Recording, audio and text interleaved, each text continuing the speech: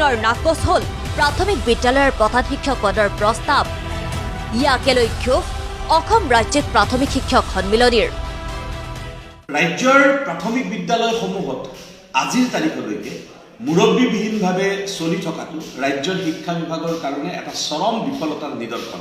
আমি শেহতীয়াভাৱে 2020 চনৰ 17 ডিচেম্বৰ তাৰিখে ৰাজ্য চৰকাৰৰ শিক্ষা বিভাগে এটা সিদ্ধান্ত গ্ৰহণ কৰিছিল যে ৰাজ্যৰ জ্যেষ্ঠ সহকাৰী শিক্ষকৰ পদটো প্ৰধান শিক্ষক হিচাপে নামাংকৰণ কৰিব আৰু কিছু আৰ্থিক সকাহ প্ৰদান কৰিব।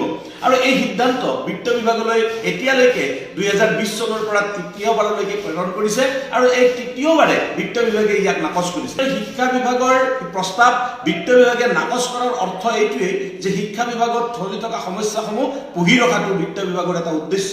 মুখ্যমন্ত্ৰী মহোদয়ে এই হস্তক্ষেপেৰে এই সমস্যা সমাধানৰ বাবে গুৰুত্ব প্ৰদান নকৰে, তেনেহ'লে শিক্ষকসকল পুনৰাই ৰাজপথলৈ আহিব।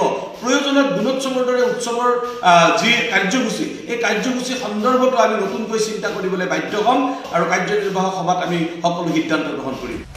ঠিকাভিত্তিক শিক্ষকসকলে পাবলগীয়া মৰগীয়া বানচৰ এৰিয়াৰৰ ধন মোকলাই দিয়া নাই, তাৰ উত্তৰ আমি বিচাৰিছোঁ। পৃথিৱীৰ এনে কোনো দেশ নাই য'ত এবাৰ দৰমহা পোৱাৰ পিছত সেই কৰ্মচাৰীৰ দৰমহা কমে, কিন্তু অসম চৰকাৰে না ভূত না চুত কাণ্ড কৰি 17 মাহে লাভ কৰা স্নাতক শিক্ষকৰ গ্ৰেড পে কৰ্তন কৰি 7,400 টকালৈ অৱনমিত কৰা কাৰ্য কেতিয়াও গ্ৰহণযোগ্য নহয়। আমি ৰাজ্য চৰকাৰক দাবী জনাইছোঁ 8,700 টকা ঘূৰাই দিয়ক, অন্যথা শিক্ষকসকল পুনৰ ৰাজপথলৈ ওলাই আহিলে ইয়াৰ বাবে জগৰীয়া একমাত্ৰ বিত্ত বিভাগ হ'ব।